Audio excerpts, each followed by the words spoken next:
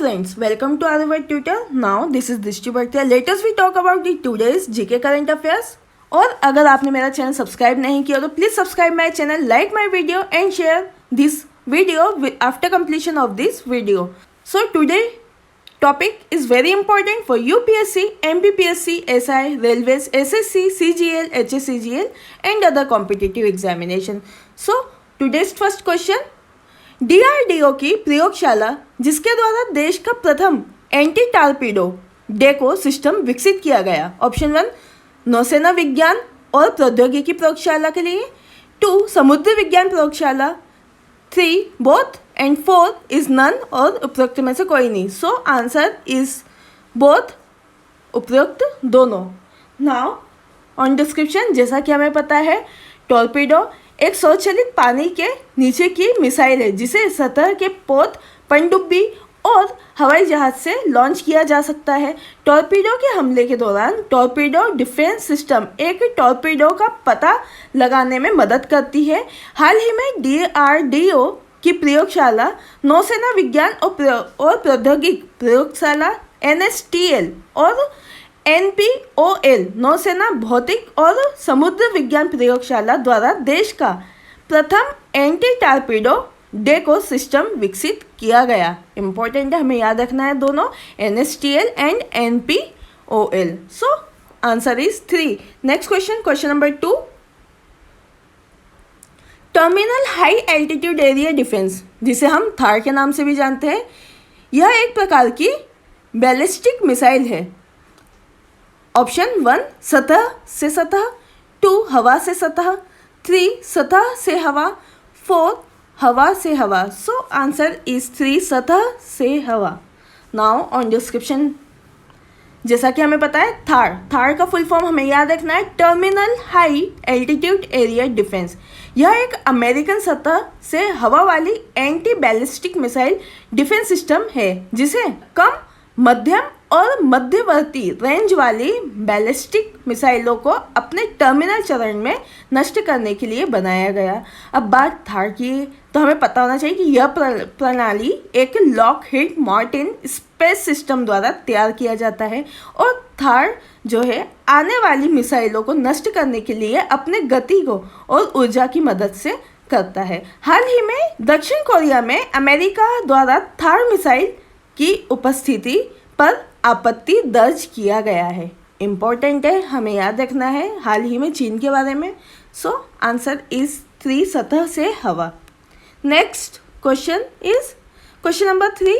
वह परियोजना जिसके तहत रूस द्वारा अपना प्रथम स्टेल्थ बॉम्बर विमान बनाया गया. ऑप्शन 1 पकड़ा, 2 सकरा, 3 पिकारा एंड 4 फिलपारा. सो आंसर इज 1 पकड़ा. नाउ ऑन डिस्क्रिप्शन पर, जैसा कि हमें पता है हाल ही में पकड़ा means perspective aviation complex for long range aviation. इसका उपनाम जो है वो टुपोलिव पकड़ा परियोजना है. इस परियोजना के तहत हाल ही में रूस द्वारा अपना प्रथम स्टेल्थ बॉम्बर विमान बनाया गया. स्टेल्थ बॉम्बर रडार, अवरक्त, दृश्य प्रकाश, रेडियो आवृत्ति स्पेक्ट्रम और ऑडियो को सामूहिक रूप से चुपके तकनीकी से बचने के लिए डिज़ाइन किया गया. बम वर्षक सुखोई Su-57 के नाम से और सुपरसोनिक फाइटर जेट के बाद दूसरी पीढ़ी का लड़ाकू विमान पकड़ा कार्यक्रम और रडार सिग्नेचर के नाम से प्रसिद्ध हुआ है. और रडार सिग्नेचर को कम करने के लिए यह नवीनतम तकनीकी का प्रयोग किया जाता है पकड़ा के अंदर, जिसे हमने पकड़ा परियोजना के नाम से भी लॉन्च किया है. इम्पोर्टेंट था, हमें याद रखना है. Next question, question number 4. भारतीय सेना में सामान्य नागरिकों को 3 वर्ष की सेवा के लिए शामिल करने संबंधी प्रस्ताव को संबोधित किया गया. Option 1 tour of duty, 2 step to country, 3 my people my duty, 4 move forwards for nation. So answer is 1 tour of duty. Now on description, जैसा कि हमें पता है हाल ही में टूर ऑफ ड्यूटी से संबोधित करने के लिए एक यह प्रस्ताव जो है यह 3 साल के लिए सेना में शामिल करने के लिए सामान्य नागरिकों के लिए रखा गया और यह भारतीय सेना द्वारा रखा गया है। प्रस्ताव के अनुसार नागरिक द्वारा सेना में शामिल होना पूर्णतः स्वैच्छिक होगा। देश के आम नागरिकों को भी सेना में शामिल होने का अवसर प्रदान होगा और भारत विश्व का प्रथम देश होगा जिसे यह अवसर प्रदान किया गया। वर्तमान समय में शॉर्ट सर्विस कमीशन, जिसे हम एसएससी कहते हैं और शॉर्ट सर्विस कमीशन के नाम से जानते हैं, यह सेना में आने पर न्यूनतम 10 वर्ष की अवधि के लिए सेवा प्रदान करनी होती है और भारतीय थल सेना की स्थापना 1 अप्रैल 1895 को की गई थी, जिसका आदर्श वाक्य और आदर्श शब्द है service before self. So important है सर्विस बिफोर सेल्फ और tour of duty. So answer is 1। Next question, question number 5। वह उच्च स्तरीय समिति जिसके द्वारा मिलिट्री इंजीनियरिंग सर्विसेज ने पदों को पुनर्गठित करने की सिफारिश की गई है। ऑप्शन 1 BN श्री कृष्ण समिति, 2 शेखतकर समिति, 3 Sanjay Kothari, 4 Gurpreet Singh Sandhu. So answer is Shekatkar समिति। 2 नाउ ऑन डिस्क्रिप्शन। जैसा कि हमें पता है वर्ष 2016 में दिवंगत रक्षा मंत्री मनोहर पार्रिकर ने मिलिट्री इंजीनियरिंग सर्विसेज में पदों को पूर्व गठित करने की सिफारिश हेतु सदस्य समिति का गठन किया और इस समिति के अध्यक्ष लेफ्टिनेंट जनरल शेखतकर द्वारा की गई। हाल ही में समिति द्वारा सशक्त बलों की लड़ाकू क्षमता और रक्षा व्यय को संतुलित करने के लिए अपनी सिफारिश प्रस्तुत करी गई। समिति द्वारा बुनियादी और औद्योगिक कार्य बल में 9300 से अधिक पदों को समाप्त करने की सिफारिश की गई।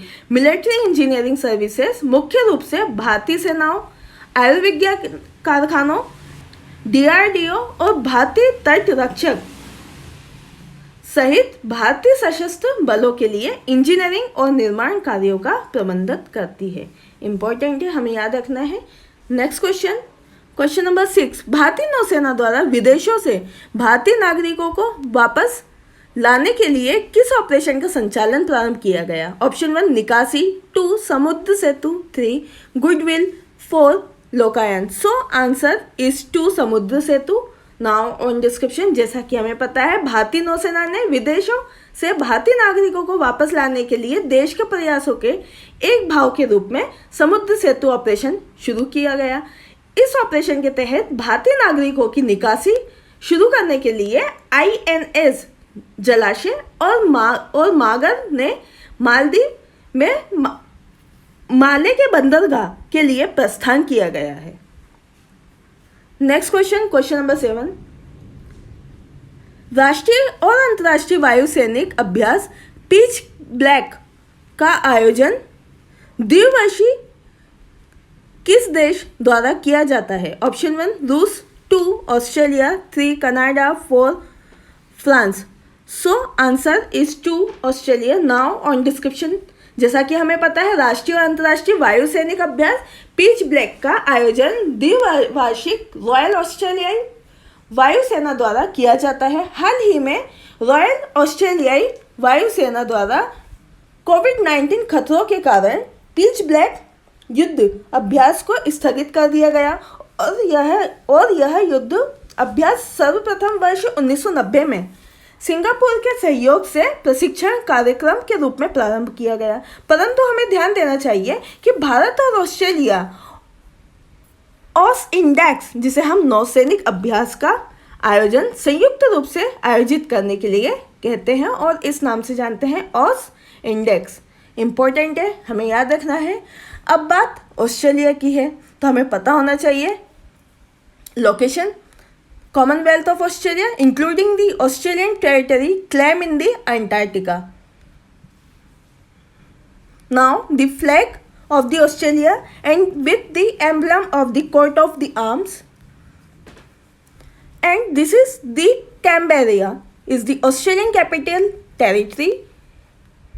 Now, the Prime Minister, 30 Prime Minister हैं स्कॉट मैरिसन, ये जो है प्राइम मिनिस्टर हैं ऑस्ट्रेलिया के।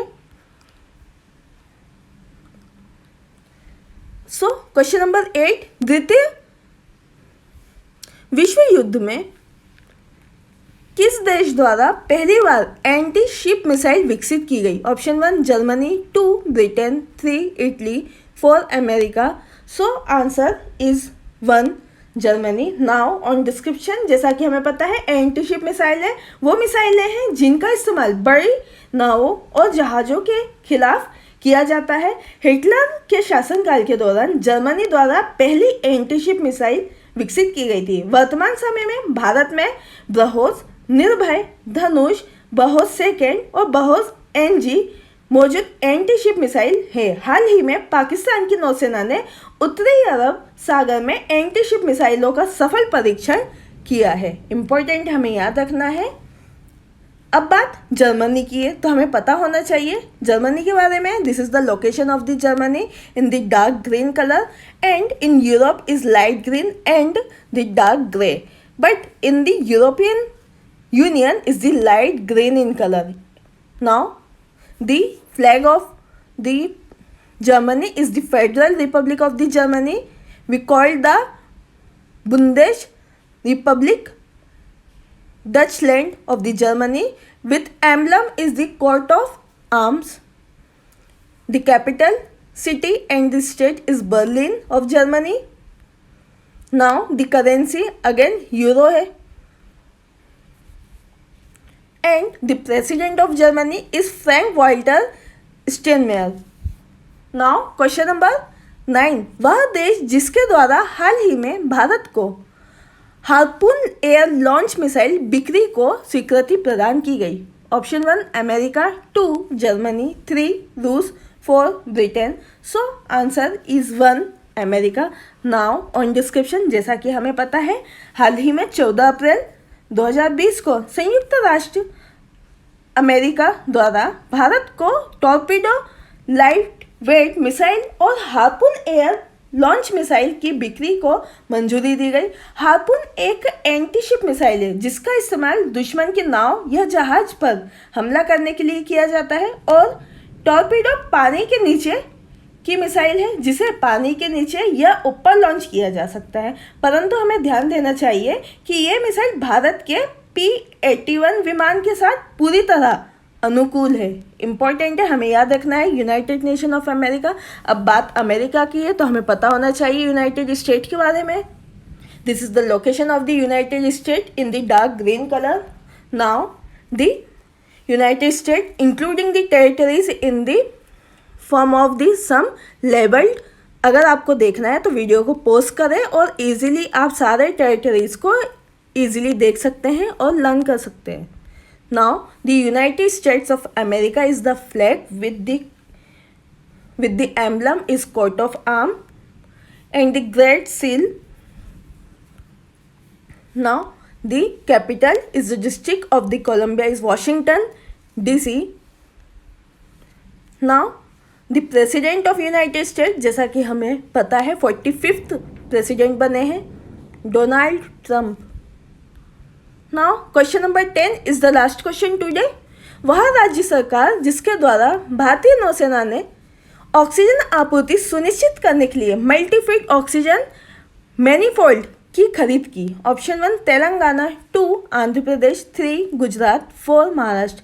सो answer is 2 Andhra Pradesh. Now on description, जैसा कि हमें पता है हाल ही में 2 अप्रैल 2020 को आंध्र प्रदेश सरकार ने कोरोना वायरस संक्रमित लोगों को ऑक्सीजन की आपूर्ति के लिए मल्टीफीड ऑक्सीजन मैनीफोल्ड की खरीदी को स्वीकृति दी। यह मल्टीफीड ऑक्सीजन मैनीफोल्ड भारतीय नौसेना के विशाखापट्टनम स्थित प्रयोगशाला द्वारा विकसित की गई। यह डिवाइस 6 मरीजों को ऑक्सीजन की आपूर्ति के लिए एक एकल ऑक्सीजन सिलेंडर का उपयोग करती है। इम्पॉर्टेंट है, मतलब हम 6 पेशेंट के अंदर 6 पेशेंट के बराबर हम एक ऑक्सीजन को रखेंगे और एक ऑक्सीजन सिलेंडर में 6 पेशेंट जो है रिकवर हो सकते हैं। सो बात आंध्र प्रदेश की है तो हमें पता होना चाहिए स्टेट आंध्र प्रदेश के बारे में। This is the location of the Andhra Pradesh. ये बिल्कुल साउथ और ईस्ट डायरेक्शन में बे ऑफ बंगाल से लगी हुई है। Next the emblem of the Andhra Pradesh. Now the capital तो हम जैसे कि जानते हैं प्रजातांत्रिक जो रह रही है अभी तक, अमरावती। इम्पोर्टेंट है। Now the CM of Andhra Pradesh 17वें CM बने हैं YS Jaganmohan Reddy.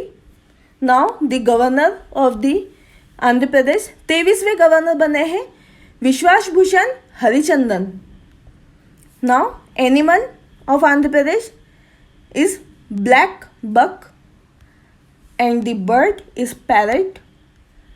Tree name flower jasmine and fruit is mango.